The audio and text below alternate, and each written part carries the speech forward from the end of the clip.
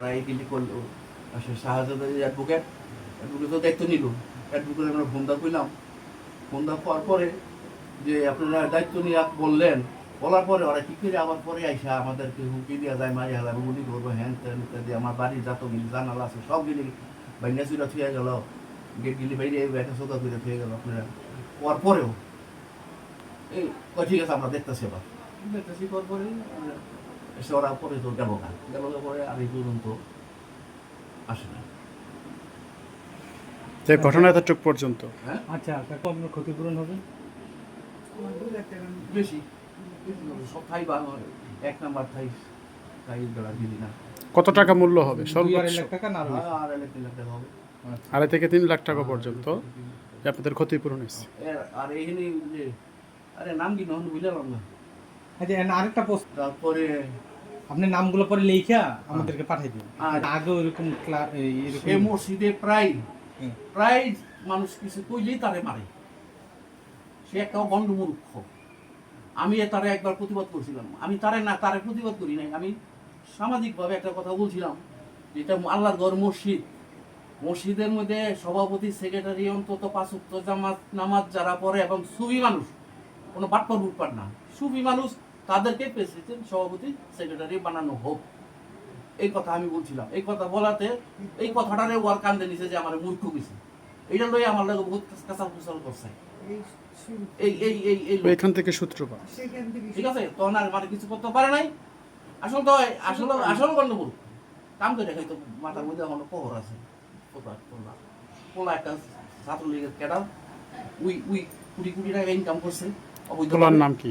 আপনার শরীফ। এই শরীফের নেতৃত্বে উই কইছে যে আমি পোলাপান রেডি রাখছি, গুলি করে মেরলাম। শরীফ বলছে। 3 কোটি টাকা খরচ করবে, 3 কোটি টাকা খরচ করছে। আমাদেরকে এখান থেকে উৎখাত করে দেবো, বাড়ি ঘর ভাঙিয়া লাগবো, এরকম হুমকি ঠুমকি দিয়ে গেছে। আর আমার কয়ে গেছে ওরা কেউ বাইরেলেই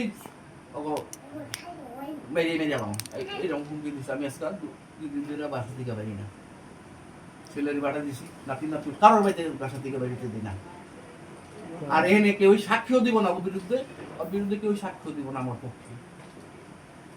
এর আগে একটা ঘটনা করছে, এই যে এই বাড়িরই রুকসুদ আলী করে একটা ছেলে, খুব ভদ্র ছেলে, ওই এই কাজ করে, এই দলিল লেখক, আবার কি কয় এটারে না টাকা মাপে, আমিন দলিল লেখক প্লাস আমিন, কঠিন মারছে। মারার পরে হ্যাঁ এই সভাপতি এবং সভাপতির নেতৃত্বের লোকজন মারার পরে এই যে বিচার হয়েছে, বিচারের মধ্যে কেউ সাক্ষী থাকে, কেউ একটা কথা বলে নাই। আমারটা তো হবে না, আমারটাও বিচারে কোনো কথা হবে না। আমরা চাইতেছি যে আমার যারা বিচার করবো করুক, আমরা এখানে বসবো না। এখানে বসলে আমাদের নিরাপত্তাটা দিব কে? তারা বিচারের মধ্যে হামলা করলে তখন কি আমার নিরাপত্তা দেবো? কারণ আমার তো এখানে একজনও কথা বলবো না, আমার এই নিরাপত্তাটা দেবো কি? এখন যদি বিচার করে তাহলে থানার মাধ্যমে, প্রশাসনের মাধ্যমে আমাদের বিচার, আমাদের যেটা হয় বিচার আমরা মেনে নেব। আর আমার যে ক্ষতিপূরণ এগুলি করছে, এগুলি কি করবো? আর এই যে হুমকি দুমকি, যে কোনো মুহূর্তে আমার গুলি করে মেরে নেবো, এই শক্তি তারা কই পাইল? আপনি কি এখন মনে করতেছেন আপনি নিরাপত্তাহীনতা? আমরা নিরাপত্তাহীন ভুগতেছি। বাড়িতে না, বাড়ি থেকে বাড়ি। কারণ কি? কারণ ওই যে হুমকি, আমাকে তো বাড়া গেলে মেরে নেবো, বেরিয়ে মেরে নেবো। ওদের জনবল বেশি, আপনার জনবল নাই। আমার জনবল থাকলেও ওখানে আর কথা পাই না এগোর জন্য। আমরা তো বাইরে দেশে, আমার বাড়ি অরিজিনাল বাড়ি হলো আমার বিক্রমপুর ধরে আমি এখানে এসে বাড়ি করছি। 30-32 বছর যাবত আমি থাকতেছি। একটা প্রাণী আমার বিরুদ্ধে একটা কথা বলতে পারবো না যে আমার থেকে 10 টাকা নিয়ে এই লোক আমাকে দেয় নাই, এবং আমাদের সাথে ঝগড়া করছে এবং মুখ ধরে গালাগালি করছে, এরকম কোনো রেকর্ড আমার নাই। যা কোনো নেশাবাড়ি করে হ্যান ত্যান ইত্যাদি কোনো কিছু করতে পারবে না।